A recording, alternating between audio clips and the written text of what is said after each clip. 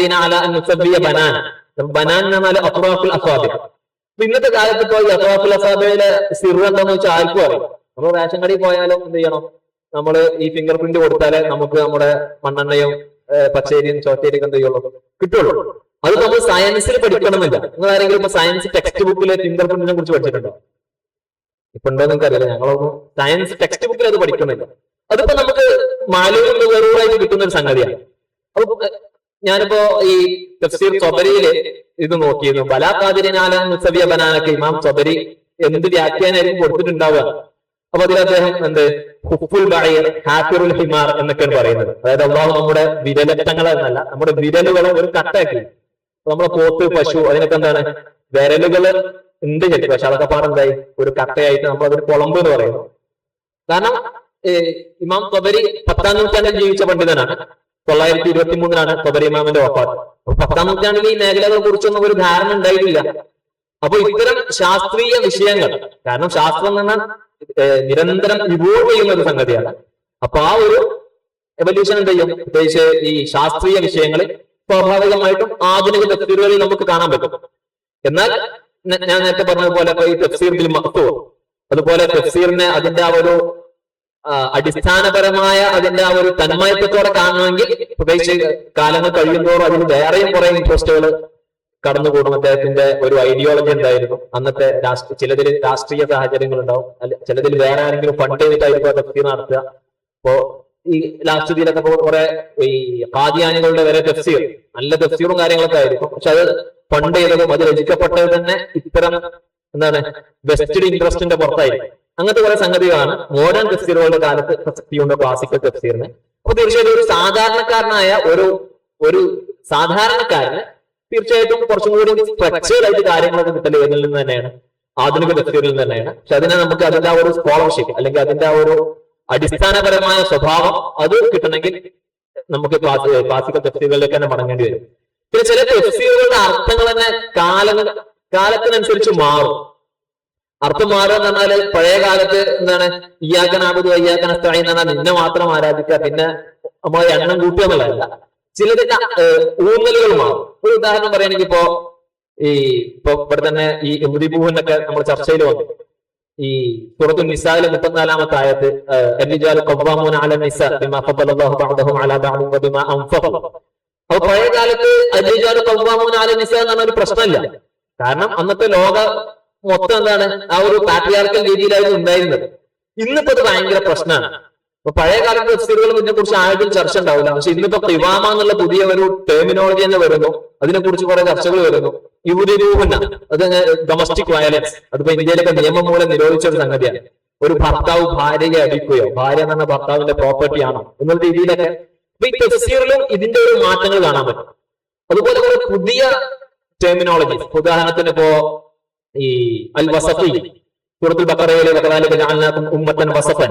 അപ്പൊ പഴയ കാലത്ത് കൂടുതൽ ചർച്ചകളും അതിനെ കുറിച്ച് ആവശ്യമില്ല. കാരണം ഉമ്മത്ത് മുസ്ലിമ എന്ന് പറഞ്ഞ കാര്യമായിട്ട് എന്താണ് ഒരു വളരെ ബാലൻസ്ഡ് ആയിട്ടുള്ള ഒരു ഉമ്മത്താണ്. പക്ഷെ പുതിയ കാലത്തെത്തുമ്പോൾ അതിനെക്കുറിച്ച് കുറെ വിവാദങ്ങൾ ഉണ്ടാവും. ഇസ്ലാം എന്ന് പറഞ്ഞാൽ തന്നെ എന്താണ് ഒരു ടെററിസമാണ്, ഈ എക്സ്ട്രീമിസമാണ് എന്നുള്ള കുറെ പ്രോപ്പഗണ്ടകൾ ഓൾറെഡി പ്രചാരം നേടുന്നു. അപ്പൊ ഇന്നിപ്പോ വകദാലിക ജഅൽനാകും ഉമ്മത്തൻ വസഫ, ഇസ്ലാം എന്ന് പറഞ്ഞ ഒരു എക്സ്ട്രീമിസം അല്ല, അത് ഖുർആനിൽ തന്നെ പറഞ്ഞിട്ടുള്ളതാണ് എന്നുള്ള രീതിയിൽ അതിന്റെ ഊന്നലുകൾ മാറും. അപ്പോ സ്വാഭാവികമായിട്ടും ഇന്നത്തെ കാലത്തിന്റെ റിയാലിറ്റി ഉൾക്കൊണ്ടിട്ടുള്ള തഫ്സീറുകൾ എന്ന് തന്നെ ആയിരിക്കും, ആധുനിക തഫ്സീറുകൾ തന്നെ ആയിരിക്കും. അതിലിപ്പോ സഫത്ത് തഫാസിറോട് ഉദ്ധരിച്ചു. സഫത്ത് തഫാസിറിന്റെ ഒരു അടിസ്ഥാനം എന്ന് പറഞ്ഞാൽ തന്നെ എന്താണ്, അദ്ദേഹം ഒരു 10-12 ക്ലാസിക്കൽ തഫ്സീറുകൾ അതിനെ ഡിപ്പെൻഡ് ചെയ്തിട്ടാണ് അതിന്റെ പ്രധാന വാദങ്ങൾ അതൊക്കെ ക്രോഡീകരിച്ചിട്ടാണല്ലോ അത് രചിക്കുന്നത്. പിന്നെ മറ്റൊന്നാണ് AI യുഗത്തിലും നിലനിൽക്കുന്നതാണോ വിശുദ്ധ ഖുർആനിന്റെ തഹദ്ദി. പിന്നെ ഈ വിഷയങ്ങളുടെ കാര്യത്തിൽ തന്നെ ഓരോരുത്തർക്കും സ്വന്തം സെലക്ട് ചെയ്യുന്ന വിഷയമല്ലല്ലോ. അപ്പോ അതിലും ഓരോ ഭാഗ്യങ്ങൾക്കനുസരിച്ചാണ് കിട്ടുക. പക്ഷെ അപ്പോഴും നമ്മൾ മനസ്സിലാക്കേണ്ട ഒരു സംഗതി, ഇപ്പൊ നമ്മളെ പ്രോഗ്രാമിന്റെ ടൈറ്റിൽ തന്നെ എന്താണ് എമേർജിംഗ് ഖുർആൻ സ്കോളർ. ഒരു വിഷയത്തിൽ എല്ലാ കാര്യങ്ങളും നമ്മൾ തീർപ്പിലെത്തണം എന്നില്ല. ഇപ്പൊ നിങ്ങളിപ്പോ കുറെ സ്കോളേഴ്സ് ഇപ്പോ ഈ AI കുറിച്ചൊക്കെ ഷുഐബ് മാലിക്കിന്റെയും അവരുടെ കഥയിൽ എന്താ വെച്ചാൽ എല്ലാം കൂടി തീർപ്പ് കൽപ്പിക്കുന്നില്ല. ഈ AI എന്നുള്ളത് വന്നിട്ട് ഭാഗം എന്താണെന്നുള്ളൂ അതിന്റെ ഒരു ഇനീഷ്യൽ സ്റ്റേജിലാണ്. അപ്പൊ അതിനെക്കുറിച്ചുള്ള മുസ്ലിം എൻഗേജ്മെന്റും ആ ഒരു രീതിയിൽ തന്നെയാണ്. അപ്പൊ നമ്മുടെ വിഷയാവതരണത്തിൽ തന്നെ നമ്മൾ ആ കാര്യങ്ങളൊക്കെ അക്നോളജ് ചെയ്യുന്നതൊക്കെ ചെയ്താൽ നമുക്ക് ഒന്നും കൂടി സുഖമാവും. എല്ലാ ചോദ്യങ്ങളും കൂടി എന്താണ് ഒരു ഏകപക്ഷീയ രീതിയിലാണ് വരുന്നത്. എന്നിട്ട് എന്ത് ചെയ്യാണ്, നമുക്ക് ഉത്തരം പറയാൻ കഴിയാത്ത അല്ലെങ്കിൽ വേറെ രീതിയിൽ ഡൈവേർട്ട് ചെയ്യേണ്ട ഒരു അവസ്ഥ. അപ്പൊ അത്തരം രീതിയിലേക്ക് കൊണ്ടുപോകേണ്ട ആവശ്യമില്ല. പിന്നെ വിശുദ്ധ ഖുർആന്റെ തഹദ്ദി എന്ന് പറഞ്ഞാൽ ഒരിക്കലും ഇഅ്ജാസ് ലുഗവി മാത്രമല്ലല്ലോ. ഭാഷകൾ ഭയങ്കര അതിന്റെ സ്ട്രക്ചർ മാത്രം ഉഷാറാകുന്ന കാര്യമില്ല, അതിന്റെ കണ്ടന്റ്. അപ്പൊ ആ കണ്ടന്റും ഒക്കെപ്പാടെ ഒരിക്കലും എന്ത് ചെയ്യാൻ കഴിയില്ല, അങ്ങനെ പാറ്റേൺ ചെയ്യാൻ കഴിയൂല. അതിന്റെ ഭാഷയും സ്ട്രക്ചറും ഒക്കെ അതിന്റെ കണ്ടന്റ്, പ്രത്യേകിച്ച് ഖുർആന്റെ കണ്ടന്റ് എന്ന് പറഞ്ഞാൽ അതിലെ നൗമ്, അതിലെ മുനാസബ, അതിലെ വേറെ കുറെ കാര്യങ്ങൾ. ഇപ്പൊ നിങ്ങൾ ഇപ്പൊ തഖസ്സുസിലൊക്കെ ചിലപ്പോ ഈ റിംഗ് സ്ട്രക്ചർ ഇതിനൊക്കെ പഠിച്ചിട്ടുണ്ടാവും.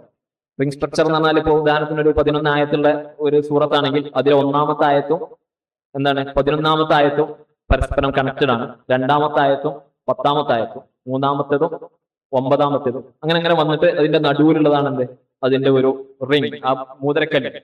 അതിപ്പോ സൂറത്തുൽ ഫാത്തിഹ ആയാലും അല്ലെങ്കിൽ ആയത്തുൽ കുർസി ആയാലും അങ്ങനെയൊക്കെ സൂറത്തുൽ ബഖറയിലൊക്കെ അങ്ങനത്തെ ഒരു സ്ട്രക്ചർ ഒക്കെ ഉണ്ട്. അപ്പൊ ഇതെല്ലാം കൂടി ചേർന്നിട്ടുള്ളതാണ് വിശുദ്ധ ഖുർആൻ എന്ന് പറയുന്നത്. ഇപ്പൊ റിംഗ് സ്ട്രക്ചറിനെ കുറിച്ചൊന്നും നമുക്ക് ഉലൂമുൽ ഖുർആൻ ടെക്സ്റ്റിൽ ഒന്നും കാണാൻ പറ്റില്ല. റിംഗ് സ്ട്രക്ചറിന്റെ അറബി പദം എന്താണെന്ന് എനിക്കറിയില്ല, കാരണം അറബിയിൽ അങ്ങനത്തെ പഠനങ്ങൾ ഉണ്ടോ എന്ന് എനിക്കറിയില്ല. അപ്പൊ കുറെ പുതിയ സംഗതികൾ എന്ത് ചെയ്യുന്നുണ്ട്, പുതുതായിട്ട് ഇനി ഫ്യൂച്ചറിൽ വരുന്നതല്ല, ഓൾറെഡി വന്നു കഴിഞ്ഞാൽ, അതായത് ക്ലാസിക്കൽ കാലത്തൊന്നും ഇല്ലാത്ത. ഇതെല്ലാം കൂടി ചേർന്നതാണ് വിശുദ്ധ ഖുർആന്റെ തഹദ്ദി എന്ന് പറയുന്നത്. ആ ഒരു തഹദ്ദിയെ എന്താണ് ഈ ഒറിജിനൽ ഹ്യൂമൻ ഇന്റലിജൻസിന് തന്നെ എന്ത് ചെയ്യുന്നില്ല, ചെയ്യാൻ കഴിഞ്ഞിട്ടില്ല. പിന്നല്ലേ ആർട്ടിഫിഷ്യൽ ഇതിന് കഴിയുന്നത് എന്നുള്ള ഒരു ചോദ്യമാണ് അടിസ്ഥാനപരമായി നമ്മൾ ഉന്നയിക്കേണ്ടത്. പിന്നെ എന്താണ് ഇതിലുള്ള സംഗതികൾ, എന്താണ് ഇതിലുള്ള സ്കോളർഷിപ്പും എൻഗേജ്മെന്റ്സും ഡിസ്കോഴ്സസ് ഒക്കെ എന്താണ് ഇനിയും കുറെ എന്ത് ചെയ്യാനുണ്ട്, മുന്നോട്ട് പോകാനുണ്ട്. AI എന്നുള്ളതും അതിന്റെ ഇനീഷ്യൽ സ്റ്റേജിലാണ് എന്നുള്ള രീതിയിലൊക്കെ അത് കൊണ്ടുപോകാം. അപ്പൊ എല്ലാത്തിലും നമ്മൾ എന്ത് ചെയ്യത്, ഒരു അവസാന വാക്കിലാണ് ഞാൻ ഇവിടെ എത്തിയിട്ടുള്ള രീതിയിലാവുമ്പോൾ നമുക്ക് ഭയങ്കര പ്രഷറും സമ്മർദ്ദമൊക്കെ നേരിടേണ്ടി വരും. അപ്പൊ ആ കാര്യം ഒന്ന് ശ്രദ്ധിക്കുന്നത് നന്നാവും തോന്നുന്നു. പിന്നെ മറ്റൊന്ന്, വിവർത്തനക്ഷമമാണോ ദിവ്യ ഗ്രന്ഥം. അപ്പൊ അതിലെ പ്രസന്റേഷൻ കഴിഞ്ഞപ്പോഴാണ് ഈ പ്രസന്ററുടെ നിലപാട് എന്താണെന്നുള്ളത് കാര്യമായിട്ടൊരു അവ്യക്തത വന്ന ഒരു സംഗതി. കുറെ ആളുകൾ ആ ചോദ്യം പിന്നീട് ചോദിക്കുകയും ചെയ്തു. അപ്പോ പ്രത്യേകിച്ച് ഇപ്പൊ ഈ സ്ഥാപനത്തിലെ നമ്മൾ KV ഉസ്താദിന്റെ പേരിലാണ് ഇപ്പൊ ഈ ഫത്ഹുർ റഹ്മാൻ സെന്റർ. അപ്പോ കേരളത്തിലെ സുന്നി സമൂഹത്തിന് വിശുദ്ധ ഖുർആൻ പരിചയപ്പെടുത്തിയ പണ്ഡിതനാണ് KV ഉസ്താദ്. അപ്പോ പിന്നെ കുറെ ഫാക്ച്വൽ എറേഴ്സ് ഉണ്ട്. അതായത് ഇപ്പൊ തർജമ തഫ്സീരിയയിൽ ഒരു എതിർപ്പില്ല എന്നൊക്കെ ഇവിടെ പറയപ്പെടുകയുണ്ടായി. തർജമ തഫ്സീരിയയിൽ എതിർപ്പില്ലാതെ നിന്നിട്ടുണ്ടോ? ഇല്ല. തർജമയെ തന്നെ എതിർക്കുന്ന, അതായത് അതിന്റെ ഒരു നാൾ വഴി എന്ന് പറഞ്ഞാൽ ഏറ്റവും അടിസ്ഥാനപരമായിട്ട് വിശുദ്ധ ഖുർആൻ അതിന്റെ അറബിസിറ്റി നമ്മൾ പറഞ്ഞല്ലോ, വിശുദ്ധ ഖുർആൻ അടിസ്ഥാനപരമായ അറബിയിലാണ്. അത് മറ്റു ഭാഷകളിലേക്കൊന്നും അത് ട്രാൻസ്ലേറ്റ് ചെയ്യപ്പെടാൻ കഴിയൂല 100%. ഇതിനെ ആരും എതിർക്കുന്നില്ല. ഇവിടെ ഒരു ചോദ്യത്തിൽ പറഞ്ഞതുപോലെ എല്ലാ ഭാഷയിലും അങ്ങനെ തന്നെയാണ്. ഞാനിപ്പോ മലയാളത്തിൽ നിങ്ങളോട് പറയാണ് പൊളിച്ചു ബ്രോ, അത് നിങ്ങൾ വേറെ ഭാഷയിലേക്ക് ട്രാൻസ്ലേറ്റ് ചെയ്യാൻ കഴിയും. കാരണം മലയാളത്തിൽ പൊളിച്ചു എന്ന് പറയുമ്പോൾ ഉഷാറായി എന്നുള്ള അർത്ഥമല്ല, അത് കുറച്ചും കൂടി ഒരു ജീവനുള്ള വാക്കാണ്. ബ്രോ എന്ന് പറഞ്ഞാൽ ഇംഗ്ലീഷിൽ പറയുന്ന ബ്രോ എന്നുള്ള അർത്ഥമല്ല മലയാളത്തിൽ ബ്രോ, കുറച്ചും കൂടി ഒരു ഇതുണ്ടല്ലോ. അപ്പൊ ഇത് ഏത് ഭാഷയിലും അങ്ങനെ തന്നെ, ഓരോ ഭാഷയിലും അതിൻ്റെതായ ഊന്നൽ അതിലുണ്ടാവും. അപ്പോ ഈ ഖുർആൻ തർജമയുടെ വിഷയത്തിൽ ഏറ്റവും അടിസ്ഥാനപരമായിട്ട് നിങ്ങൾ തഖസ്സുൽ ചിലപ്പോൾ പഠിച്ചിട്ടുണ്ടാവും. അതിന് അടിസ്ഥാനപരമായിട്ട് 2 സംഗതികളാണുള്ളത്. ഒന്ന് ലിംഗ്വിസ്റ്റിക് അൺട്രാൻസ്ലേറ്റബിലിറ്റി, മറ്റൊന്ന് കൾച്ചറൽ അൺട്രാൻസ്ലേറ്റബിലിറ്റി, മറ്റൊന്ന് തിയോളജിക്കൽ അൺട്രാൻസ്ലേറ്റബിലിറ്റി. ലിംഗ്വിസ്റ്റിക് അത് എല്ലാ ഭാഷകളിലും അങ്ങനെ തന്നെ. പിന്നെ കൾച്ചറൽ എന്ന് പറഞ്ഞാൽ അതും ഓരോ നാട്ടിലും അതിനനുസരിച്ച് മാറും.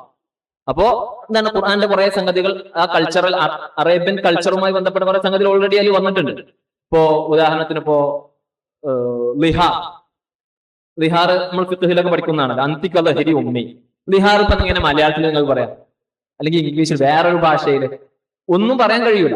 അതുപോലെ മലയാളത്തിൽ കേരളത്തിൻ്റെതായ കുറെ സംഗതി ഉണ്ടാവും, അത് കുറെ ഉണ്ടാവും. പിന്നെ തിയോളജിക്കൽ ആയിട്ടുള്ള വേറെ കുറെ സംഗതികൾ. അപ്പോ ഇത് മൂന്നും കൂടി ചേർന്നതാണ് ഈ വിശുദ്ധ ഖുർആന്റെ ഈ വിവർത്തനക്ഷമമാണോ എന്നുള്ള ഒരു ചർച്ച.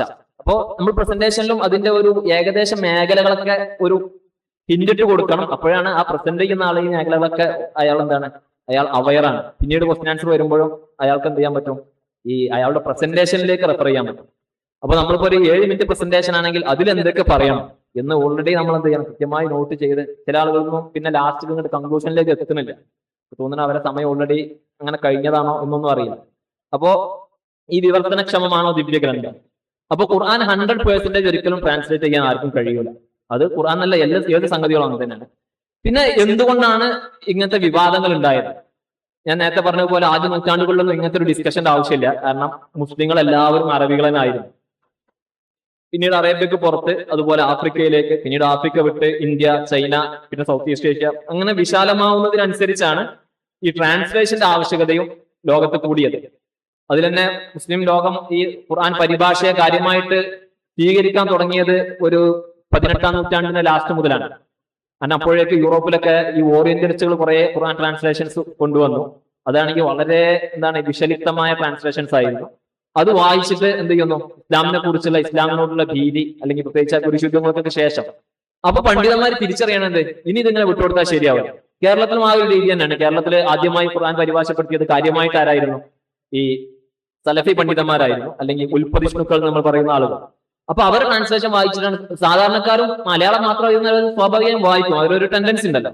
അങ്ങനെയാണ് പിന്നെ ഈ ട്രഡീഷണൽ സ്കോളേഴ്സ് അല്ലെങ്കിൽ സുന്നി സ്കോളേഴ്സ് അതിലേക്ക് കടക്കുന്നത്. അങ്ങനെയാണ് ഈ സംവാദങ്ങളും കാര്യങ്ങളൊക്കെ ഉണ്ടാവുന്നത്. പ്രത്യേകിച്ച് ഇപ്പൊ കെ ഉസ്താനൊക്കെ ആ ഒരു പരിഭാഷ ഇവിടെ നേരത്തെ പ്രസന്റേഷനിലും അതുപോലെ ക്വസ്റ്റ്യൻ ആൻസറിലൊക്കെ പറഞ്ഞ പോലെ അദ്ദേഹത്തിന്റെ പരിഭാഷയുടെ പേരാണ് എന്താണ്? ഫത്ഹുർ റഹ്മാൻ ഫി തർജമത്തി തഫ്സീരിൽ ഖുർആൻ. അത് തർജമത്തുൽ ഖുർആൻ അല്ല, തർജമത്ത് തഫ്സീരിൽ ഖുർആൻ എന്ന് പറഞ്ഞിട്ട് പോലും അതിനെക്കുറിച്ച് വിവാദങ്ങളാണ്. പിന്നീട് കെ വി ഉസ്താദിനെതിരെയുള്ള ആ ഒരു വിവാദങ്ങൾ, പ്രത്യേകിച്ച് ഷംസുൽ ഇ കെ അബൂബക്കർ മുസ്ലിയാർ, അതുപോലെ അദ്ദേഹത്തിന്റെ സഹോദരൻ ഇ കെ ഹസൻ മുസ്ലിയാർ, ഇവർ രണ്ടുപേരുമായിരുന്നു കാര്യമായിട്ട് ഇതിനെതിരെയുള്ള ചർച്ചകളൊക്കെ ഉണ്ടായിരുന്നത്. അങ്ങനെ സമസ്ത മുഷാവറയിൽ അതിന്റെ ചർച്ചകൾ വരുന്നു. എന്നിട്ട് കെ വി ഉസ്താദ്, അതുപോലെ ചെറുശ്ശേരി ഉസ്താദ്, അതുപോലെ സി എച്ച് ഉസ്താദ്, ഇവരൊക്കെ അടങ്ങുന്ന പരിഭാഷയെ അനുകൂലിക്കുന്ന ഒരു വിഭാഗം, ഷംസുൽ ഉലമക്ക് നേതൃത്വത്തിൽ മറ്റൊരു വിഭാഗം പരിഭാഷയെ എതിർക്കുന്നവർ. അങ്ങനെ കുറെ ചർച്ചകളൊക്കെ നടക്കുന്നു. എന്നിട്ട് അന്ന് സമസ്തയുടെ അധ്യക്ഷനായിരുന്ന കണ്ണിയത്ത് ഉസ്താദാണ് പിന്നെ നിലപാട് ചെയ്യുന്നത് സമസ്തക്ക് തീരുമാനമില്ല. അതായത് തവഖുഫ്, നമ്മൾ ജമ്മുൽ ജാമിഅയിലൊക്കെ പഠിക്കുമല്ലോ, തവഖഫൽ ആമിദി. ആ തവഖുഫ്, ഇതിൽ സമസ്തക്ക് ഒരു നിലപാടില്ല എന്നുള്ളതാണ് സമസ്തയുടെ അന്നത്തെ നിലപാട്. പിൽക്കാലത്ത് സുന്നികളൊക്കെ എനിക്ക് തോന്നുന്നില്ല ഇന്നത്തെ സമസ്തയിലൊക്കെ അപ്പൊ പരിഭാഷ പാടില്ല എന്ന് പറയുന്ന ആരെങ്കിലും ഉണ്ടോ? അപ്പൊ അതായത് കാലത്തിനനുസരിച്ച് എന്ത് ചെയ്യും, ഇതിലൊക്കെ മാറ്റങ്ങൾ വരും. പിന്നെ കേരളത്തിൽ 1970-കളിലാണ് കേരളത്തിൽ ആ ചർച്ചകൾ നടക്കുന്നത്. 1936 ഈ വിഷയത്തിൽ അൽ അസ്ഹറിന്റെ ഒരു ഫത്വ വരുന്നു. ഈ പരിഭാഷ ചർച്ചകളിൽ ലോകത്ത് തന്നെ നടന്ന ഒരു പ്രധാന ടേണിംഗ് പോയിന്റ് ഇതാണ്. 1936 അൽ അസ്ഹറിന്റെ ഒരു ഫത്വ വരുന്നു. ആ ഫത്വയിൽ പറയുന്നത് ഈ തർജമ ഹർഫിയ എന്നില്ല, ഒരിക്കലും സാധുവല്ല. തർജമ തഫ്സീരിയ യാണ് പറ്റുക. തർജമ ഹർഫിയ പാടില്ല, ഹറാമുമാണ്. പക്ഷെ തർജമ ഹർഫിയ എന്നിട്ട് ആരും പരിഭാഷ ഒന്നും ഇറക്കാറില്ല. പരിഭാഷ ചെയ്യുന്ന പണ്ഡിതന്മാരൊക്കെ തർജമ തഫ്സീരിയ എന്നുള്ള രീതിയിൽ തന്നെയാണ് അത് നടത്തുന്നത്. അപ്പൊ അതൊക്കെയാണ് ഈ ഒരു രീതിയിൽ നമുക്ക് പൊതുവെ മനസ്സിലാക്കാനുള്ളത്. പിന്നെ ഇന്നത്തെ പ്രസന്റേഷനിൽ തന്നെ അത് പറയപ്പെടുകയുണ്ടായി, ഈ പരിഭാഷകൾ കൊണ്ട് എന്ത് ചെയ്യുന്നു, ഈ ഇസ്ലാമിന്റെ ശത്രുക്കൾ പരിഭാഷകൾ ഉദ്ധരിക്കുന്നു എന്നുള്ളത്.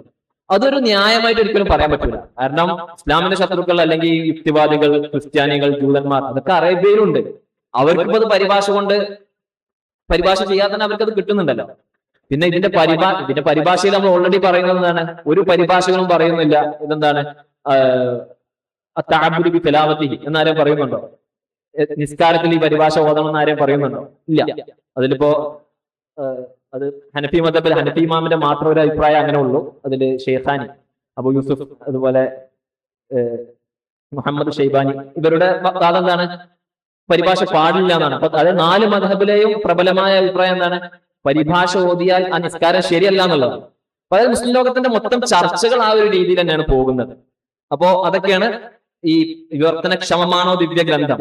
അപ്പോ ഖുർആൻ എന്നല്ല ഒരു സംഗതി 100% വിവർത്തനക്ഷമമല്ല. പക്ഷെ ഖുർആന്റെ ആ ഒരു സന്ദേശം, പ്രത്യേകിച്ച് ഖുർആൻ എന്ന് പറഞ്ഞാൽ മുസ്ലിങ്ങൾക്ക് മാത്രം ഉള്ളതല്ല, എന്താണ് റബ്ബുൽ ആലമീന്റെ എല്ലാ ജനങ്ങൾക്കുമുള്ള ഒരു ദിവ്യ ഗ്രന്ഥമാണ്. അപ്പൊ അതിന്റെ സന്ദേശം എല്ലാവർക്കും കിട്ടണം എന്നുള്ള രീതിയിലാണ് ഇന്നിപ്പോ പരിഭാഷയെ കുറിച്ചുള്ള ചർച്ചകളും കാര്യങ്ങളൊക്കെ വരുന്നത്. അപ്പൊ അതാണ് ഈ വിഷയത്തിൽ മൊത്തം മനസ്സിലാക്കാനുള്ളത്. പിന്നെ ഏറ്റവും ലാസ്റ്റത്തേത്, ആധുനിക കാലത്ത് കാലഹരണപ്പെട്ട ശൈലിയല്ലേ അർത്ഥമറിയാതെ ഖുർആൻ മനഃപ്പാടമാക്കാൻ. അപ്പൊ അതിന്റെ പ്രസന്റേഷനിലും പ്രസന്റർ എത്തിയ ഒരു കൺക്ലൂഷൻ എന്താന്ന് വെച്ചാൽ എന്താണ്, അതിന്റെ രൂപം ശരിക്കും നമ്മൾ ഖുർആൻ ഹിഫ്ളാക്കിയിട്ട് പിന്നെ അർത്ഥം കൂടി പഠിക്കുക. അപ്പോഴും അദ്ദേഹം പറയാതെ പറയുന്നത് എന്താണ്, അർത്ഥം അറിയാതെ നിങ്ങൾ മനഃപ്പാടാക്കുകയാണെങ്കിൽ അതൊരു കാലഹരണപ്പെട്ട തന്നെയാണ് എന്നൊരു രീതിയിലാണ് ആ പ്രസന്റേഷൻ പോകുന്നത്. അങ്ങനെ അതിലേക്ക് പോകേണ്ട ആവശ്യമില്ല. അതായത് ഖുർആൻ അർത്ഥം അറിയാതെ ഓതിയാൽ ഓതം അതിന്റെ കൂലി കിട്ടുമെന്ന പോലെ ഹിഫ്ളിനും അത് തന്നെയാണ്. പിന്നെ ഹിഫ്ളിനെ നമ്മൾ അതിന്റെ ഒരു സോഷ്യോളജിക്കൽ അല്ലെങ്കിൽ ഹിസ്റ്ററിക്കൽ റീഡിങ് അതും വളരെ പ്രധാനപ്പെട്ട ഒരു സംഗതിയാണ്. അപ്പൊ അള്ളാഹു സംരക്ഷിക്കുന്നതിന്റെ പല രൂപങ്ങളിൽ ഏറ്റവും പ്രധാനപ്പെട്ട ഏറ്റവും പവർഫുൾ ആയിട്ടുള്ള ഒരു രൂപമാണ് എന്ത് അല്ല ഹിഫ്ലു ഫി സുദൂർ എന്നുള്ളത്. അതിപ്പോ ഇന്നത്തെ കാലത്തും അങ്ങനെ തന്നെയാണ്. ഇപ്പൊ പഴയ കാലത്ത് ഹിഫ്ലിനുള്ള അത്ര സാധ്യതകൾ ഇപ്പൊ ഇന്നത്തെ കാലത്ത് ഹിഫ്ലിനില്ല. അത് ശരിയാണ്, അത് നമ്മൾ നിഷേധിക്കേണ്ട ആവശ്യമില്ല. ഇപ്പൊ പഴയ കാലത്ത് ഞാനൊരു ഹാഫിളാണെങ്കിൽ മാത്രമേ എനിക്ക് എന്ത് ചെയ്യാൻ പറ്റുള്ളൂ, എനിക്ക് യാത്ര പോവുകയാണെങ്കിൽ അതിലൊക്കെ ഖുർആൻ ഓതാൻ കഴിയുള്ളൂ. എനിക്ക് മുസ്തഫ മാറ്റി തരുന്നതിന് വരും ചുമന്ന് പോകേണ്ടി വരും. ഇന്നിപ്പോ അങ്ങനെയല്ല, നമ്മുടെ അടുത്തൊക്കെ എന്ത് ചെയ്യുന്നുണ്ട്, സ്മാർട്ട് ഫോണുകൾ നമുക്കത് ഓതാൻ പറ്റും. ഇന്നിപ്പോ എനിക്കൊരു ആയത്ത് ആവശ്യം വന്നു, ഞാനൊരു ഹാഫിദിനോട് ചോദിക്കുന്നതിനേക്കാൾ സുഖമായിട്ട് എനിക്ക് എന്ത് ചെയ്യാൻ പറ്റും, എന്റെ മുസ്ഹഫ് ആപ്പ് തുറന്നിട്ട് എന്ത് ചെയ്താൽ മതി, ആ ഒരു കീവേഡ് അടിച്ചാൽ അപ്പൊ അതിന്റെ മൊത്തം സംഗതികൾ കിട്ടും. അങ്ങനത്തെ കുറെ സംഗതികൾ ഒരു ഹാഫിലിന് കിട്ടാത്ത ആക്സസ് നമുക്ക് എന്ത് ചെയ്യുന്നുണ്ട്, ഈ ഡിജിറ്റൽ ഡിവൈസ് കൊണ്ട് മുസ്ഹഫിലേക്ക് കിട്ടുന്നുണ്ട്. അതൊരു റിയാലിറ്റിയാണ്. പക്ഷേ ഹിഫ്ലിന്റെ അടിസ്ഥാനപരമായ ലക്ഷ്യം അതല്ല, അതിനു വേണ്ടിയല്ല എന്ത് ചെയ്യുന്നത്, ഈ ഹിഫ്ല് നടത്തണമെന്ന് അള്ളാഹു പറഞ്ഞിട്ടുള്ളത്. അതുപോലെ തന്നെ പഴയ കാലത്ത് ഹിഫ്ല് വളരെ കൂടാൻ വേറെയും കാരണമുണ്ട്. ഇപ്പോ ഈ ഖുർആന്റെ പ്രിന്റിങ്ങുമായി ബന്ധപ്പെട്ട ചർച്ചയിലേക്ക് അത് വരും. അതായത് ഇപ്പോ റസൂൽ സ്വല്ലല്ലാഹു അലൈഹി വസല്ലം തങ്ങളുടെ കാലത്ത് ഖുർആൻ ഒരു ഗ്രന്ഥമല്ലല്ലോ, ഒരു കിതാബല്ലല്ലോ. ബേസിക്കലി ഖുർആൻ എന്ന് പറഞ്ഞാൽ എന്താണ്, ഒരു കിതാബല്ല. കിതാബ് എന്ന് പറഞ്ഞാല് രണ്ട് ചട്ടകൾക്കിടയിലുള്ള ഒരു പുസ്തകമല്ല. അത് എന്താണ്, അതൊരു ഓറൽ ട്രഡീഷൻ ആണ്. അത് അള്ളാഹു ജിബ്രീലിന് ഓതി കൊടുക്കുന്നു, ജിബ്രീല് നബി സ്വല്ലല്ലാഹു അലൈഹി വസല്ലം തങ്ങൾക്ക് ഓതി കൊടുക്കുന്നു, റസൂല് സഹാബിമാർക്ക്, അങ്ങനെ ഓതി വന്നൊരു അതാണ് വിശുദ്ധ ഖുർആൻ അടിസ്ഥാനപരമായിട്ട്. ഇന്നും അങ്ങനെ തന്നെയാണ്. ഇന്നിപ്പോ അത് ഒരു ഷെയ്ഖിന് ഓതി കൊടുത്ത് അതിന്റെ സനദും കാര്യങ്ങളൊക്കെ റബ്ബുൽ ഇസ്സത്ത് വരെയുള്ള സനദും ഒക്കെ ഒരു പാരമ്പര്യം അത് ഇന്നും നിലനിൽക്കുന്നുണ്ട്. പിന്നെ പഴയ കാലത്ത് ഈ ഹിഫ്ലിന്റെ ഒരു ചരിത്രം പരിശോധിക്കുമ്പോൾ ഹിഫ്ല് കാര്യമായിട്ട് കുറഞ്ഞത് ഏതിന് ശേഷമാണ്, പ്രിന്റിംഗ് പ്രസ് കണ്ടെത്തിയതിനു ശേഷമാണ്. കാരണം പ്രിന്റിംഗ് പ്രസ് കണ്ടെത്തിയതോടെ എന്തായി, ഈ മുസ്ഹഫും ഖുർആനും വ്യത്യാസമുണ്ട്. എന്താ വ്യത്യാസം? ഖുർആൻ എന്ന് പറഞ്ഞാല് അള്ളാഹുവിന്റെ ആ ഒരു കലാം, മുസ്ഹഫ് എന്ന് പറഞ്ഞാല് അത് മക്തൂബായ അതിന്റെ ഒരു റിട്ടൺ കോർപ്പസ്, ഖുർആൻ എഴുതിയതാണ് എന്ത്, മുസ്ഹഫ്. അപ്പൊ പഴയ കാലത്ത് മുസ്ഹഫ് എന്ന് പറഞ്ഞാൽ എല്ലാവരുടെ വീട്ടിലും ഉണ്ടാവില്ല. ഇന്നിപ്പോ നിങ്ങളെ വീട്ടിൽ എത്ര മുസ്ഹഫ് ഉണ്ട് ചോദിച്ചാൽ നിങ്ങൾക്ക് ഉത്തരം പറയാൻ കഴിയും? അറിയൂല. കാരണം അത് കുറെ ഉണ്ടാവും. കുറച്ച് പഴയ തറവാടൊക്കെ ആണെങ്കിൽ പറയും വേണ്ട, കുറെ ഉണ്ടാവും. ഷെൽഫിന്റെ ഉള്ളിലും ഇതിലൊക്കെ കുറെ പഴയ മുസ്ഹഫുകൾ ഉണ്ടാവും. പഴയ കാലത്ത് അതല്ല. കാരണം മുസ്ഹഫ് എന്നുള്ളത് വളരെ എക്സ്പെൻസീവ് ആയിട്ടുള്ള ഒരു സംഗതിയാണ്. ഇന്നിപ്പോ ഒരു മുസ്ഹഫിന് എത്ര രൂപയുള്ളൂ? നിങ്ങൾ തിരുവനങ്ങാടി ഞങ്ങളുടെ നാട്ടിൽ വരികയാണെങ്കിൽ 100 രൂപ കൊടുത്താൽ എന്ത് ചെയ്യാൻ പറ്റും, ഒരു മുസ്ഹഫ് വാങ്ങാൻ പറ്റും. ഒരു 600 പേജുള്ള ഏതെങ്കിലും ഒരു ടെക്സ്റ്റ് നിങ്ങൾക്ക് 100 രൂപയ്ക്ക് വാങ്ങാൻ കിട്ടും. പക്ഷെ മുസ്ഹഫ് വാങ്ങാൻ കിട്ടും, അത്രയും ബൾക്കായി അടിക്കുന്നുണ്ട്. അത് ഇനി ആരെങ്കിലും ഉംറക്കൊക്കെ പോയി വരാനെങ്കിൽ പറയും വേണ്ട, നല്ല മൾട്ടി കളർ തന്നെ നമുക്ക് ഫ്രീ ആയിട്ട് കിട്ടും. പക്ഷെ പഴയ കാലത്ത് ഇത് വളരെ എന്താണ്, എക്സ്പെൻസീവ് ആയിട്ടുള്ള ഒരു സംഗതിയാണ്. കാരണം ഈ 600 പേജ് ഒരാൾ എഴുതുകയാണെങ്കിൽ അതിന് എത്ര ദിവസത്തെ അധ്വാനം വേണം? നമ്മളിപ്പോ ഒരു ബംഗാളിയെ ഒരു രാവിലെ വിളിച്ച് ഒരു വൈകുന്നേരം വരെ ഒരു തെങ്ങിന്റെ ഒരു പണിയെടുപ്പിച്ചാൽ തന്നെ അയാൾക്ക് എന്ത് ചെയ്യണം, അയാൾക്ക് ഒരു 800-900 രൂപ കൊടുക്കണം. ഇത് എല്ലാവർക്കും എഴുതാവുന്ന സംഗതിയാണ്. മുസ്ഹഫിനെ എഴുത്തുന്ന പറഞ്ഞാല് അത് വളരെ സ്കിൽഡ് ലേബറാണ്. അതായത് അയാൾ എന്ത് ചെയ്യണം, ഒരു ആർട്ടിസ്റ്റ് ആയിരിക്കണം, അയാൾക്ക് കാലിഗ്രഫി കാര്യങ്ങളൊക്കെ വഴങ്ങണം. അങ്ങനെ എല്ലാ ഓതുന്ന ആൾക്കാർക്കും ഇത് കഴിയൂല. അത്രയും സ്കിൽഡ് ലേബർ ആവശ്യമുള്ളതുകൊണ്ട് തന്നെ വളരെ എക്സ്പെൻസീവ് ആയിരുന്നു അത്. അപ്പോ എല്ലാവർക്കും എന്ത് ചെയ്യാൻ കഴിയില്ല, ഇത് താങ്ങാൻ കഴിയില്ല, ഈ മുസ്ഹഫ് വാങ്ങാൻ കഴിയില്ല. എന്നാൽ എല്ലാവർക്കും ഖുർആൻ ഓതണം. അപ്പൊ പിന്നെ ഏറ്റവും ചെലവ് കുറഞ്ഞ വഴി എന്താ, ഇത് കാണാപ്പാഠം പഠിക്കുക. അപ്പോ കുറെ ഹാഫിലിങ്ങൾ ഉണ്ടായി. ബാക്കിയുള്ളവര് ആവശ്യമുള്ള സൂറത്തുകൾ, ഇപ്പൊ സൂറത്തുൽ ഫാത്തിഹ, സൂറത്തുൽ കഹ്ഫ്, യാസീൻ, തബാറക, അങ്ങനത്തെ മാത്രം പഠിച്ചിട്ടുള്ള രീതിയിൽ. അതുപോലെ അങ്ങനത്തെ ഏടുകളും ഇന്നത്തിനേക്കാളും പണ്ട് കൂടാൻ കാരണം എന്താണ്, അതാവുമ്പോ കുറഞ്ഞ വിലക്ക് എന്ത് ചെയ്യാൻ പറ്റും, ആളുകൾക്ക് അഫോർഡ് ചെയ്യാൻ പറ്റും. പിന്നീട് ഈ പ്രിന്റിംഗ് പ്രസ്സൊക്കെ വന്നു. അപ്പോഴും 15-ാം നൂറ്റാണ്ടിലാണ് പ്രിന്റിംഗ് പ്രസ് വരുന്നത്. മുസ്ലിം ലോകം അപ്പോഴും അതിനെ സ്വീകരിക്കുന്നില്ല. അതിനെതിരെ കുറെ ചർച്ചകളും സംവാദങ്ങളും, പ്രത്യേകിച്ച് ഈ ഉസ്മാനിയ ഖിലാഫത്തിന്റെ ആസ്ഥാനമായിരുന്ന തുർക്കി ഇസ്താംബുൾ കേന്ദ്രീകരിച്ചാണ് അത്തരം സംവാദങ്ങളൊക്കെ നടക്കുന്നത്. കുറെ കഴിഞ്ഞതിന് ശേഷമാണ് എന്ത് ചെയ്യുന്നത്, ഈ മുസ്ഹഫ് പ്രിന്റ് ചെയ്യാം എന്നുള്ള ഒരു ധാരണയിലേക്ക് മുസ്ലിം ലോകത്തെ പണ്ഡിതന്മാർ പോകുന്നത്. അതിലും അതിന്റെ ഹിസ്റ്ററി ഭയങ്കര രസകരമാണ്. അന്ന് മുസ്ലിം ഭരണം അല്ലെങ്കിൽ ഉസ്മാനിയ ഖിലാഫത്തുള്ള നാടുകളിലൊന്നും പ്രിന്റിംഗ് ഇല്ല, അല്ലാത്തോടത്തുണ്ട്. ഉദാഹരണം നമ്മുടെ മലബാർ. ഇപ്പൊ മലബാറൊക്കെ ഈ കാലത്തൊക്കെ ആരുടെ കീഴിലാണ്? ബ്രിട്ടീഷുകാരുടെ കീഴിലാണ്. ബ്രിട്ടീഷുകാർക്ക് നമ്മൾ മുസ്ഹഫ് പ്രിന്റ് ചെയ്ത പ്രശ്നമുണ്ടോ? ഇല്ല. എന്നാൽ ഖലീഫമാർ അല്ലെങ്കിൽ മുസ്ലിം രാജാക്കന്മാരൊക്കെ ഉള്ളിടത്ത് എന്താണ്, ഈ പ്രിന്റഡ് മുസ്ഹഫ് എന്നുള്ളത് ഒരു എന്താണ്, ഇല്ലീഗൽ ആക്ടിവിറ്റിയാണ്. അപ്പോ കയ്യെഴുത്ത് കുറെ ഹത്വാത്തീങ്ങൾ, അത് ഓൾറെഡി വളരെ എസ്റ്റാബ്ലിഷ്ഡ് ആയിട്ടുള്ള ഒരു ഇൻഡസ്ട്രി ഇസ്താംബൂളിലൊക്കെ ഉണ്ടായിരുന്നു. ഈ പ്രിന്റിംഗ് പ്രസ് ഒക്കെ വന്നപ്പോൾ അവര് അതിനെതിരെ സമരം നടത്തി. ഇപ്പൊ കേരളത്തില് ട്രാക്ടർ വന്നപ്പോൾ CPM സമരം നടത്തി, കമ്പ്യൂട്ടർ വന്നപ്പോൾ നടത്തി എന്ന് പറഞ്ഞ പോലെ അങ്ങനെ കുറെ സമരങ്ങളും കാര്യങ്ങളൊക്കെ ഇതിന്റെ ഭാഗമായിട്ട് നടക്കുന്നുണ്ട്. അപ്പോ അങ്ങനത്തെ ഒരു വളരെ വിശാലമായ ഒരു മേഖലയാണ്. അപ്പോ അന്നിപ്പോ എന്താ, ഈ പ്രിന്റിംഗ് പ്രസ് വന്നു, മുസ്തഫകൾ വന്നു. അങ്ങനെ ആകുമ്പോൾ പിന്നെ ഈ ഹിഫ്ലിന്റെ പ്രാധാന്യം കുറെ കുറഞ്ഞു വരുന്നു. പ്രാധാന്യമല്ല, ഹിഫ്ലിന്റെ പോപ്പുലാരിറ്റി. അപ്പൊ അതാണ് അതിന്റെ ഒരു ഹിസ്റ്ററിക്കൽ പിക്ചറാണ് ഞാൻ തന്നത്. പിന്നെ ഇനി ഇപ്പോ ആ ഹിഫ്ലിനെ പ്രധാനമായിട്ട് ചോദിച്ചൊരു ചോദ്യം, അത് നമ്മൾ എന്ത് ചെയ്യണം, അതില് ഇൻവെസ്റ്റ് ചെയ്ത് കുറെ ടൈമും എഫേർട്സും കാര്യങ്ങളൊക്കെ വേസ്റ്റ് ചെയ്യണം എന്നുള്ളൊരു സംഗതി. അത് ശരിക്ക് നമ്മുടെ ഒരു മുസ്ലിം സ്കോളർഷിപ്പ്, അതിന്റെ ഒരു ലെഗസി, നമ്മുടെ എല്ലാ സ്കോളേഴ്സ് ആയാലും അല്ലെങ്കിൽ ഖലീഫമാരായാലും അങ്ങനത്തെവരൊക്കെ എന്താണ്, ചെറുപ്പത്തിലെ ഹിഫ്ള് നടത്തിയവരായിരുന്നു. അവർ ഹാഫിളാണെന്നുള്ളത് ഈവൻ അവരുടെ ചരിത്രത്തിൽ പോലും പറയൂല. അദ്ദേഹം ഒരു പണ്ഡിതനാണെങ്കിൽ പിന്നെ ഖുർആനും കൂടി പഠിക്കാതെ നമുക്ക് എങ്ങനെ പണ്ഡിതനാവുക എന്നുള്ള ഒരു ശൈലിയാണ് ഉണ്ടാവുക. അപ്പൊ അവര് 7-ാം വയസ്സിൽ ഇവിടെ തന്നെ കുറെ ഇമാമന്മാരൊക്കെ പറഞ്ഞു, അവരൊക്കെ ആ ഒരു വയസ്സിൽ ഹിഫ്ള് പഠിക്കുന്നതോടെ എന്താ സംഭവിക്കുക? ഒരാൾ ഹിഫ്ള് പഠിക്കുന്നതോടെ എന്താണ് അയാളിൽ സംഭവിക്കുന്ന മാറ്റം? അയാളുടെ ബുദ്ധി വീക്കാവുകയാണോ സ്ട്രോങ് ആവുകയാണോ ചെയ്യുക? സ്ട്രോങ് ആവുകയാണ് ചെയ്യുക. കാരണം ഇത് ഉപയോഗിക്കുന്നതിനനുസരിച്ചാണല്ലോ അതിന്റെ മൂർച്ച കൂടുക. അപ്പോ ഈ ഒരു ഹിഫ്ള് നടക്കുന്നതോടെ ഇന്നും ഇപ്പൊ നമ്മളൊക്കെ ഇടയിലുള്ള ഹാഫിളിങ്ങളെ തന്നെ നമുക്ക് നോക്കിയാൽ അറിയാൻ പറ്റും. അത് ആ രീതിയിൽ സമീപിക്കുന്ന ഹാഫിളിങ്ങളാണെങ്കിൽ അവർക്ക് കാര്യങ്ങളൊക്കെ പെട്ടെന്ന് എന്ത് ചെയ്യാൻ പറ്റും, അനലൈസ് ചെയ്യാൻ പറ്റും. ഞാനിപ്പോ നേരത്തെ പറഞ്ഞ സഹലുൽ നജ്ജാർ, അദ്ദേഹം ഒരു സയന്റിസ്റ്റ് ആണ്. അദ്ദേഹം ചെറുപ്പത്തിലെ ഹിഫ്ള് നടത്തിയതുകൊണ്ട് എന്ത് ചെയ്യുന്നു, ഈ ഒരു ഖുർആനിക ലോകത്തേക്കുള്ള ഒരു കവാടം. പ്രത്യേകിച്ച് അദ്ദേഹം എന്താണ്, ഒരു അറബിയാണ്. പിന്നെ ഓട്ടോമാറ്റിക്കലി അദ്ദേഹത്തിന് കിട്ടുന്ന കുറെ പ്രിവിലേജുകൾ ഉണ്ട്. അതൊക്കെ വെച്ചിട്ട് അതിലേക്ക് അദ്ദേഹത്തിന് എന്ത് ചെയ്യുന്നു, ആക്സസ് കിട്ടുന്നു. അപ്പൊ ശരിക്കും പ്രത്യേകിച്ച് ഇപ്പൊ നമ്മുടെ നാട്ടിലൊക്കെയാണ് ഈ ഹിഫ്ളിന്റെ പ്രാധാന്യം വളരെ ഇല്ലാതായി പോയത്. എനിക്ക് തോന്നുന്നു ഇപ്പൊ അത് പിന്നെയും ഒരു റിവൈവൽ അതിൽ സംഭവിക്കുന്നുണ്ട്.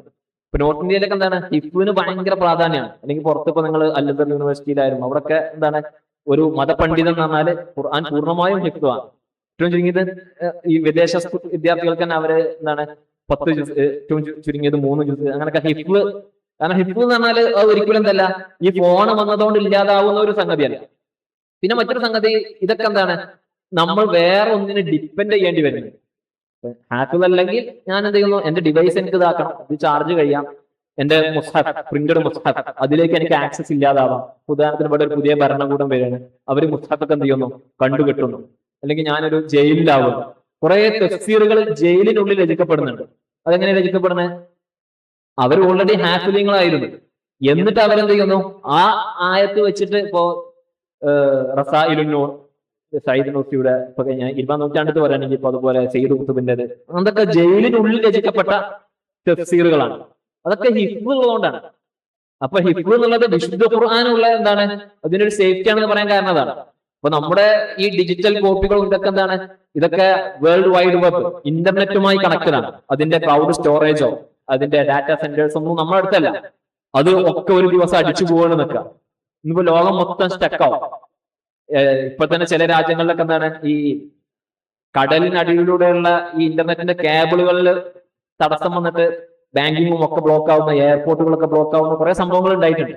അപ്പോ അങ്ങനെ എന്തുണ്ടായാൽ പോലും ഈ വിശുദ്ധ ഖുർആന്റെ ഈ ഒരു ഹിഫ്ള് അത് ഇവിടെ എന്ത് ചെയ്യും, അനുസ്യൂതം സംരക്ഷിക്കപ്പെടും എന്നതിന്റെ ഏറ്റവും പ്രധാനപ്പെട്ട ഒരു ഗ്യാരണ്ടിയാണ് ഇത്, ഈ ഹിഫ്ള് എന്നുള്ളത്. അപ്പോ കുറെ മോഡേൺ ടെക്നിക്സ് അല്ലെങ്കിൽ പുതിയ കുറെ ടൂളുകൾ വന്നു എന്നുള്ളതുകൊണ്ട് ഒരിക്കലും ഇതിന്റെ ഇതെന്ത് ചെയ്യുന്നില്ല, കാലഹരണപ്പെടുന്നില്ല എന്നാണ് ഈ വിഷയത്തിൽ നമുക്ക് മനസ്സിലാക്കാനുള്ളത്. അപ്പൊ ഇതാണിപ്പോ ഈ ഒരു 6 തീമുകളെ കുറിച്ച് എനിക്ക് പറയാനുള്ളത്. ഇനി നമുക്ക് നമ്മളെ ഫലപ്രഖ്യാപനത്തിലേക്ക് കടക്കാം. അപ്പോ ഞാൻ പറഞ്ഞ പോലെ ഇവിടെ നടന്ന 6 പ്രസന്റേഷൻസും വളരെ ഗംഭീരമായ പ്രസന്റേഷൻസ് ആയിരുന്നു. പിന്നെ ഇത്തരം പ്രസന്റേഷൻസ് ആകുമ്പോൾ എല്ലാം തികഞ്ഞ പ്രസന്റേഷൻ എന്ന് പറയാൻ ഒന്നുമില്ല. അത് നിങ്ങളുടെ മാത്രമല്ല, ഏത് സംഗതി അത് തന്നെ ആയിരിക്കും. പ്രത്യേകിച്ച് ഇതൊന്നും 1 വേർഡ് ആൻസേഴ്സ് ഉള്ള സംഗതിയല്ലല്ലോ. അപ്പൊ ഇവിടെ നടന്ന 6 ഇതിൽ നമ്മൾ പല ഭാഗങ്ങളും ഇതൊക്കെ ടോട്ടൽ ചെയ്തിട്ട് നമ്മൾ എമർജിംഗ് ഖുർആൻ സ്കോളർ ആയിട്ട് സെലക്ട് ചെയ്യപ്പെട്ടിട്ടുള്ളത് code number A Abdulla Sinan PT, Darul Huda Islamic university Chemmad എന്ന വിദ്യാർത്ഥിയാണ്. അള്ളാഹു ഇൽമിൽ ബർക്കത്ത് ചെയ്യുമാറാവട്ടെ. എനിക്ക് പിന്നെ ഇതിൽ നമുക്ക് 2ാം സ്ഥാനം 3ാം സ്ഥാനം ഒന്നും ഇല്ലാത്തത് എന്താണ്, ബാക്കിയുള്ളവരൊക്കെ 2ാം സ്ഥാനത്തിനും 3ാം സ്ഥാനത്തിനും അർഹരായതുകൊണ്ടാണ്. അപ്പൊ നിങ്ങളൊക്കെ കാര്യമായിട്ട് വർക്ക് ചെയ്തിട്ടുണ്ട്. അതൊരിക്കലും ഈ ഒരു പ്രോഗ്രാമിന് വേണ്ടി മാത്രമല്ല, അപ്പൊ ഇതിന്റെ വായനകളും കാര്യങ്ങളൊക്കെ തീർച്ചയായിട്ടും നമ്മൾ തുടരണം. അതുപോലെ നേരത്തെ മാഹിർ ഉസ്താദ് പറഞ്ഞ പോലെ നിങ്ങൾ ഏതെങ്കിലും ഒരു ആർട്ടിക്കിളോ അല്ലെങ്കിൽ മലയാളത്തിൽ ഒരു ആർട്ടിക്കിളെങ്കിലും ഈ ഒരു വിഷയത്തിൽ എഴുതിയിട്ട് നിങ്ങളിപ്പോൾ ഇതിനു വേണ്ടി കുറെ അധ്വാനിച്ചു കാര്യങ്ങളൊക്കെ ചെയ്തു, അതൊരു റിട്ടേൺ രൂപത്തിലൊക്കെ ആക്കിയാൽ പിന്നീട് ഭാവിയിലും നിങ്ങളുടെ പഠന മേഖലയിലും കാര്യങ്ങളിലൊക്കെ നിങ്ങൾക്കത് അതിന്റെ തുടർച്ചകൾ നടത്താൻ പറ്റും. പിന്നെ പ്രത്യേകിച്ച് ഞാനിപ്പോൾ വർക്ക് ചെയ്യുന്നത് ബ്രൂണയിലെ സുൽത്താൻ ഷെരീഫ് അലി ഇസ്ലാമിക് യൂണിവേഴ്സിറ്റിയിലാണ്.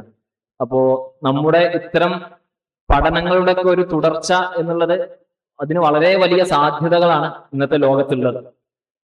അപ്പോ ആ ഒരു സാധ്യതകളൊക്കെ മനസ്സിലാക്കിയിട്ട് വേണം. ഞാനിപ്പോ എന്റെ ദാറുൽഹുദയിലെ PG കഴിഞ്ഞതിന് ശേഷം മലേഷ്യയിലാണ് PhD ചെയ്തത്. ദാറുൽഹുദ ഖുർആൻ ഡിപ്പാർട്ട്മെന്റിൽ PG കഴിഞ്ഞു, മലേഷ്യയിലെ ഇന്റർനാഷണൽ ഇസ്ലാമിക് യൂണിവേഴ്സിറ്റിയിൽ PhD ചെയ്തു. അപ്പൊ അവിടെയൊക്കെ പോയപ്പോൾ നമുക്ക് മനസ്സിലായ ഒരു സംഗതി, നമ്മുടെ ഈ ഒരു രീതിയിൽ സമന്വയ വിദ്യാഭ്യാസം അതിന്റെ ഒരു പ്രാധാന്യം എന്ന് പറഞ്ഞാൽ വളരെ വലുതാണെന്നുള്ളതാണ്. അപ്പോ മറ്റു ലോകരാജ്യങ്ങളിൽ നിന്നൊക്കെ വരുന്ന, പ്രത്യേകിച്ച് വെസ്റ്റേൺ കൺട്രീസിൽ നിന്നൊക്കെ വരുന്ന സ്റ്റുഡൻസ്, അവർക്കൊക്കെ അവരുടെ ഭാഷ വളരെ ഉഷാറായിരിക്കും. അനാലിറ്റിക്സ് അല്ലെങ്കിൽ റിസർച്ച് ടൂൾസ്, ക്രിട്ടിക്കൽ തിങ്കിങ്, അതിലൊക്കെ അവർ വളരെ ഉഷാറായിരിക്കും. ഈ ക്ലാസിക്കൽ ടെക്സ്റ്റുകൾ, ക്ലാസിക്കൽ തഫ്സീറുകൾ, അതിലേക്കൊന്നും അവർക്ക് ആക്സസ് ഉണ്ടാവില്ല. അതുപോലെ ഈ അൽ അസ്ഹർ യൂണിവേഴ്സിറ്റിയിൽ നിന്നും, അതുപോലെ ഉമ്മുൽ ഖുറ അങ്ങനത്തെ, അതുപോലെ നമ്മുടെ മദ്രസകൾ, ഇപ്പൊ ദൈവബന്ധങ്ങൾ ഉൾപ്പെടെയുള്ള അങ്ങനത്തെ ഈ ഒരു പാരമ്പര്യ രീതിയിൽ വരുന്ന കുട്ടികൾ, അവർക്ക് കിതാബുകളൊക്കെ ഭയങ്കര ഉഷാറായിരിക്കും. അവര് കിതാബുകളുടെ ശൈലി, അതിന്റെ ഇസ്തിലാഹാത്ത്, അതിന്റെ വമീർ, അതിന്റെ മൻഹജ്, അതിലൊക്കെ അവർ വളരെ ഉഷാറായിരിക്കും. പക്ഷെ അതിനൊരു തഹലീലിയായിട്ട് സമീപിക്കാനോ അതിന്റെ ഒരു ഓവറോൾ പിക്ചർ അല്ലെങ്കിൽ അതിന്റെ ഒരു ക്രോണോളജിക്കൽ ഓർഡർ, ഇദ്ദേഹം ഈ നൂറ്റാണ്ടിൽ വന്നതുകൊണ്ട് ഇതിനെ സ്വാധീനിച്ചു അല്ലെങ്കിൽ അതുവരെ ഇങ്ങനെയായിരുന്നു എന്നുള്ള ഒരു ഗവേഷണാത്മകമായി അതിനെ സമീപിക്കാനുള്ള ഒരു ശൈലി അല്ലെങ്കിൽ ഒരു സിദ്ധി അവർക്ക് ഒരു പക്ഷെ കിട്ടിയിട്ടുണ്ടാവില്ല. അപ്പോ നമ്മുടെ ഇങ്ങനത്തെ സമന്വയ സംവിധാനം, അല്ലെങ്കിൽ ഇപ്പൊ ഇവിടെ മത്സരിച്ച 6 വിദ്യാർത്ഥികളുടെയും ഈ ഒരു സമീപനം, ഇതിന് ശരിക്ക് ഇന്നത്തെ ആഗോളതലത്തിൽ തന്നെ വളരെ വലിയ സാധ്യതകളുണ്ട്. അപ്പൊ അപ്പോഴാണ് ശരിക്ക് നമ്മൾ പഠിച്ച ഈ ഒരു എലിമിനോടും ഇതിനോടൊക്കെ നമുക്ക് എന്ത് ചെയ്യാൻ പറ്റുള്ളൂ, നീതി പുലർത്താൻ കഴിയുള്ളൂ. അതുകൊണ്ട് നമ്മുടെ വായനകളും നമ്മുടെ ചിന്തകളും കാര്യങ്ങളൊക്കെ ആ ഒരു രീതിയിൽ മുന്നോട്ട് കൊണ്ടുപോകണം. അള്ളാഹു അനുഗ്രഹിക്കുമാറാവട്ടെ. അൽഹംദുലില്ലാഹി റബ്ബിൽ ആലമീൻ. അസ്സലാമു അലൈക്കും വറഹ്മത്തുള്ളാഹി വബറകാതുഹു.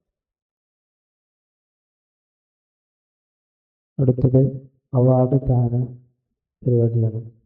ആദ്യമായി നമ്മുടെ അൽ-സയ്യൂത്തി എമർജിംഗ് ഖുർആൻ സ്കോളറായി തിരഞ്ഞെടുക്കപ്പെട്ട അബ്ദുള്ള സിനാൻ PT അവാർഡ് ദാനം നിർവഹിക്കുന്നതിന് വേണ്ടി ബഹുമാനപ്പെട്ട മുഹമ്മദ് ഉസ്താദിനെ ക്ഷണിക്കുന്നു.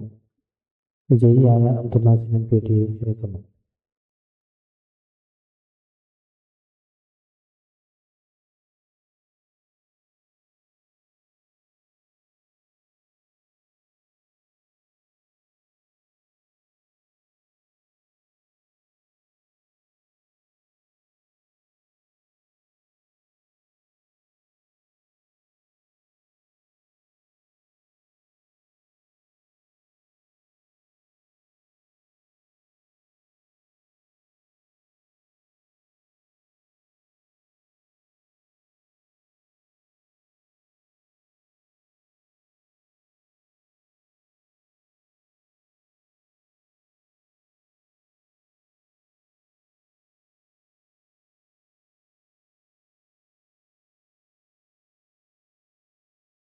അടുത്തതായി നമുക്ക് ഈ പരിപാടിയുടെ ആദ്യം മുതൽ നമ്മുടെ വിഷയങ്ങളും മറ്റു കാര്യങ്ങളൊക്കെ പ്രകടനം ചെയ്യുന്നതിന് വേണ്ടി മറ്റൊക്കെ ആദ്യം മുതലേ നമ്മുടെ കൂടെ ഉണ്ടായിരുന്ന നമ്മുടെ പ്രിയപ്പെട്ട ഉസ്താദ് ഷഹീദായ ഉസ്താദിനുള്ള സ്നേഹോപഹാരം സമർപ്പിക്കുന്നതിന് വേണ്ടി മുഹമ്മദ് ഉസ്താദിനെ ക്ഷണിക്കുന്നു.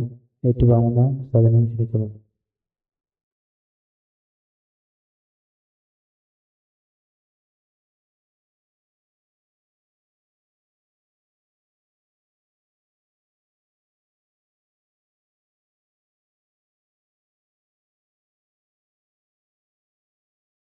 അടുത്തതായി എലിമിനേഷൻ റൗണ്ട് കഴിഞ്ഞ് നമ്മുടെ ഫൈനലിസ്റ്റിലേക്ക് തിരഞ്ഞെടുക്കപ്പെട്ട വിദ്യാർത്ഥികൾക്കുള്ള പ്രോത്സാഹന സമ്മാനമാണ് കൊടുക്കുന്നതിന് വേണ്ടി ബഹുമാനപ്പെട്ട തങ്ങൾ ഉസ്താദിനെയും ഏറ്റുവാങ്ങുന്നതിനായി വിദ്യാർത്ഥികളെയും ക്ഷണിക്കുന്നു.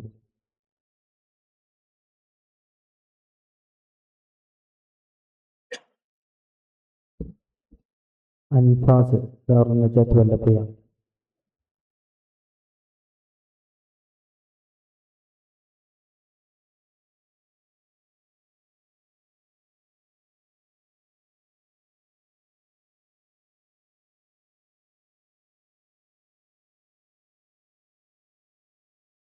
ഷിഫിൻ മുഹമ്മദ്, സബീലുൽ ഹിദായ പറപ്പൂർ.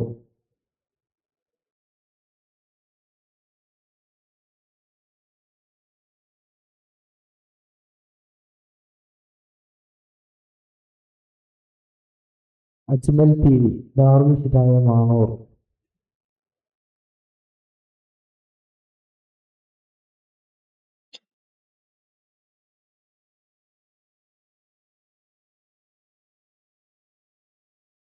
മുഹമ്മദ് ഉമൈർ, ദാറുസ്സലാം വാഫി കോളേജ് തിരൂർ.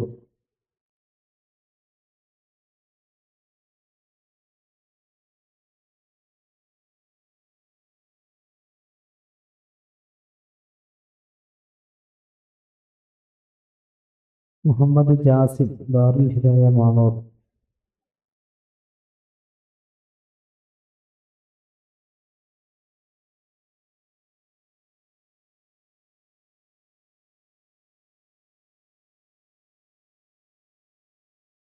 ഇതോടുകൂടി LSUT എമർജിംഗ് ഖുർആൻ സ്കോളർ അവാർഡിന്റെ 2ാം സീസൺ ഇവിടെ അവസാനിക്കുകയാണ്. എമർജിംഗ് ഖുർആൻ സ്കോളറായി തിരഞ്ഞെടുക്കപ്പെട്ട വിദ്യാർത്ഥിക്കും മറ്റു എല്ലാ വിദ്യാർത്ഥികൾക്കും എല്ലാവിധ അഭിനന്ദനവും നേരുന്നു. നന്ദി പ്രകാശിപ്പിക്കുന്നതിനായി ഡിപ്പാർട്ട്മെന്റ് ഫൈനാൻഷ്യൽ സെക്രട്ടറി അബ്ദുറഹ്മാനെ ക്ഷണിക്കുന്നു.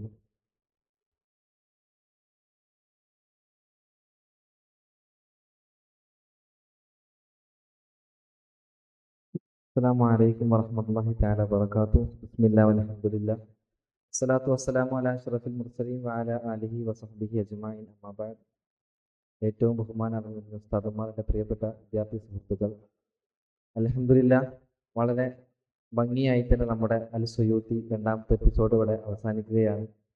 അതിൻ്റെ ഫലപ്രഖ്യാപനവും അതുപോലെ തന്നെ സമ്മാനദാനവും ഇവിടെ നൽകി കഴിഞ്ഞു. കൂടുതലും ദീർഘിപ്പിക്കാതെ എൻ്റെ കർത്തവ്യത്തിലേക്ക് കടക്കുകയാണ്. ആദ്യമായി ഈ ഒരു പരിപാടി അവസാനം വരെ നിയന്ത്രിച്ച ബഹുമാനപ്പെട്ട ഉസ്താദുമാർ, അതുപോലെ വേദിയിരിക്കുന്ന മറ്റു ഉസ്താദുമാർ, അവർക്ക് ആദ്യമായി നന്ദി അറിയിക്കുന്നു.